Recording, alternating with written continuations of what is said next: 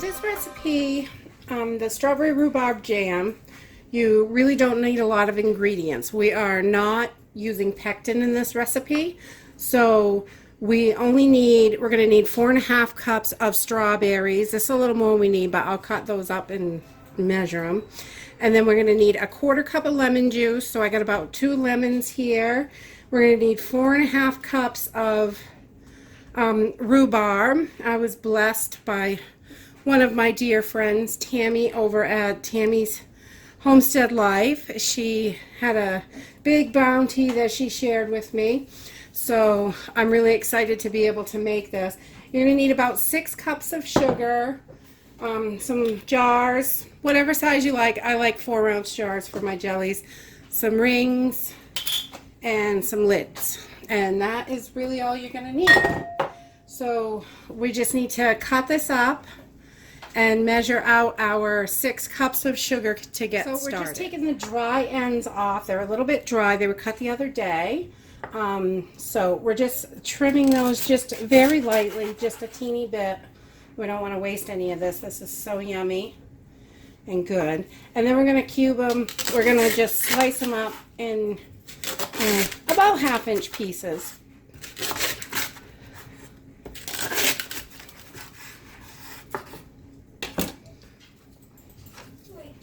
So they look like this. Yummy. Oh, they smell so good already. All right, so we're just going to continue on till we have 4.5 cups of our rhubarb. So we have our rhubarb all cut up in 1/4-inch to 1/2-inch slices. The smaller ones I did a little longer, and the bigger ones are kind of thinner, but just kind of even them out. So we've got 4.5 cups here, and we're just going to put that in a big heavy stock pot, something that is going to be big enough for your whole thing of jam.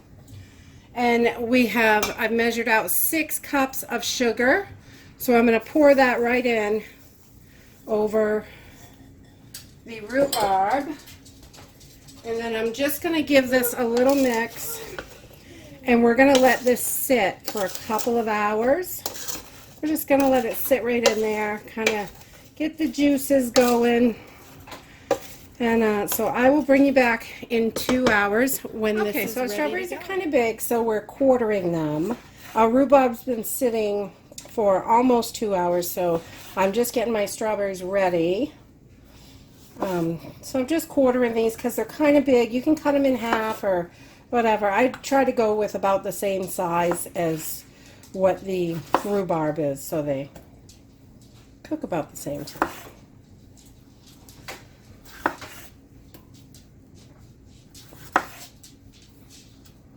And you want to make sure before you start that all your veggies, all your rhubarb and your strawberries are really clean.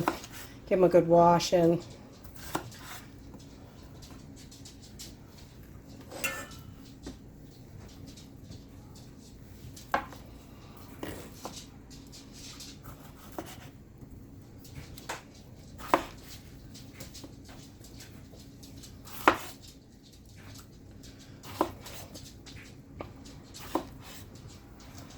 Our strawberries aren't quite ready, so I picked these up at the store, but these strawberries are huge. They are absolutely huge, so we're just going to finish cutting these up and make sure our 2 lemons are 1/4 cup of lemon juice. Our rhubarb has been sitting in the sugar for a couple hours, and you can see that the sugar is wet. It's really pulling those juices out. You can see that it's pretty wet in there. So we're just going to give this another quick stir, and we're going to turn our heat up on high and get this to a boil. We want to bring this up to a boil. So while we're heating it, we're going to dump in 4.5 cups of strawberries. This makes a pretty big batch of jam. And our 1/4 cup of lemon juice. I'm going to pour that in too.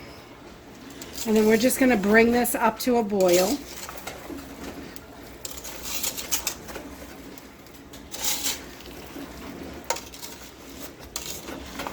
Oh, that rhubarb smells so good.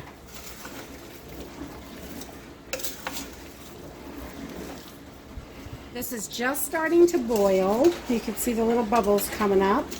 And we want to get this to a full rolling boil, and then we're going to let it boil. And we want to continuously stir it so it doesn't scorch or stick on the bottom. But we want to let this boil for 20 to 25 minutes. Because this doesn't have pectin, we're going to reduce this down a little bit. So it's a good consistency for jam.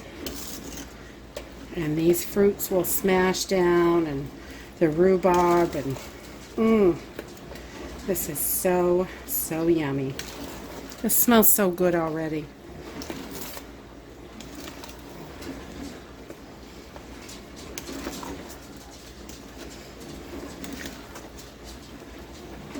Okay, so while we're boiling this, we're about halfway through boiling, so we've got about 10 minutes or so left, 10 or 15.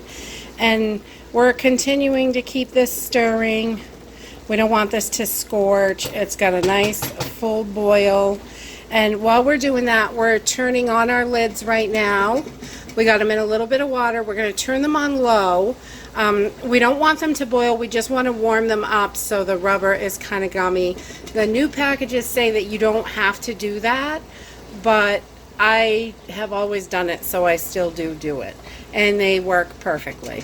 And we've also got our jars in hot boiling water to get them sterilized. And so they'll be nice and hot when we get ready to fill them up. So I will bring you back when we're down to the right consistency. This is a pretty good consistency here. I'm just going to test this on a spoon. I'm going to take this out. I'm just going to dip my spoon in, and we want a nice even coat when you pull that out. Can you see that? It's a nice even coat. So it's not, you can see the little piece of rhubarb in there. It's an S for it's super. Just kidding. But this is a really good consistency for your jam. It's going to thicken up once it cools, so you don't want to go too far with it. But you can kind of tell where you want it. If you get a nice even coat, it's going to give you a good jam. So I am going to turn this off right now.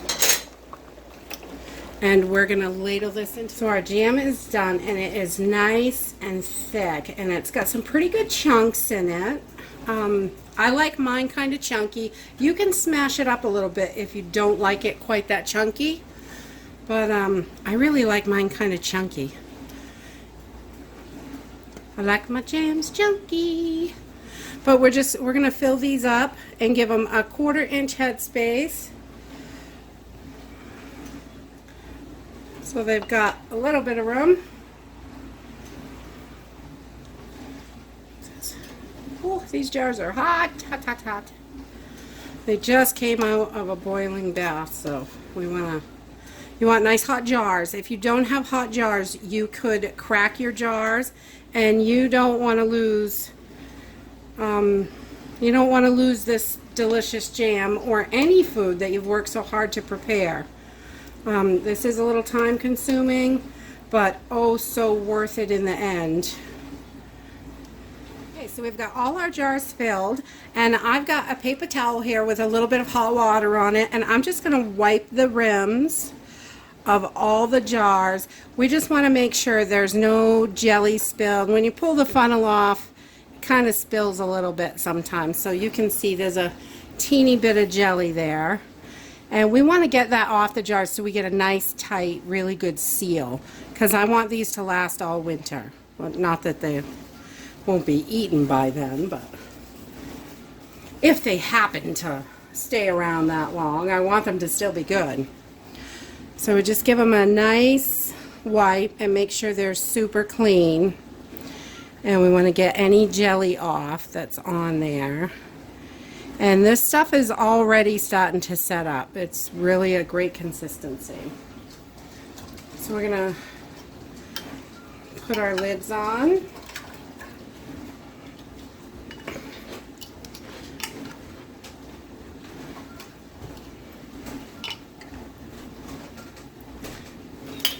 And we're going to start putting our rings on. And we're just going to, oh, these are hot babies. They're still hot, hot, hot. So we're just going to finger tight, just like all your other canning. You just want them finger tight. And you don't want to put it on too tight because you want that air to escape when you pull them out so they will seal. It creates that when you pull it out, the cool air and the hot, and it's, you know, it makes that vacuum seal.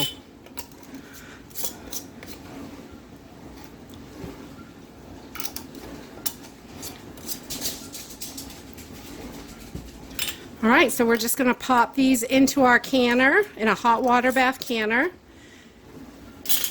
and we're going to boil them for 10 minutes. Okay, so we've got all our jars in the canner, and we're just going to bring this up to a boil.